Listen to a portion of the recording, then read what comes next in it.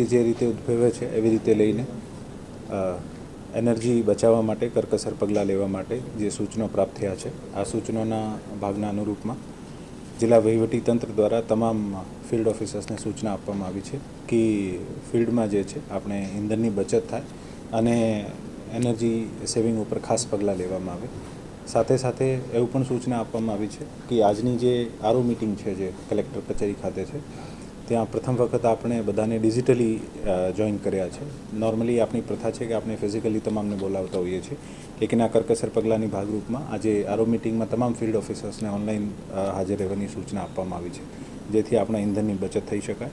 અને સાથે સાથે આવનારા દિવસોમાં પણ જે પણ મિટિંગ્સ તમામ બીજા વિભાગો દ્વારા લેવાની હોય મહદઅંશે પ્રયત્ન કરે કે જ્યાં જરૂરી નહીં હોય ત્યાં તમામ વિભાગ જે છે પોતપોતાની મિટિંગ્સ જે છે આ ઓનલાઈન લે એવી સૂચના અને નિર્દેશ પણ આપવામાં આવ્યા છે. ડિજિટલ સેન્સસ 2027માં હાઉસ લેવલ ઇન્યુમરેશનની જે સેલ્ફ ઇન્યુમરેશનની કામગીરી છે આમાં રાજકોટ જિલ્લામાં અત્યાર સુધીમાં ગઈકાલે સાંજ સુધીમાં 10,021 જે હાઉસ હોલ્ડ્સ છે આનું ઇન્યુમરેશન કરવામાં આવ્યું છે. અને આખા રાજ્યમાં રાજકોટ જે છે આ સેકન્ડ સ્તર ઉપર આજે આપણા અમદાવાદ પછી સૌથી હાઈએસ્ટ જે સેલ્ફ ઇન્યુમરેશન છે.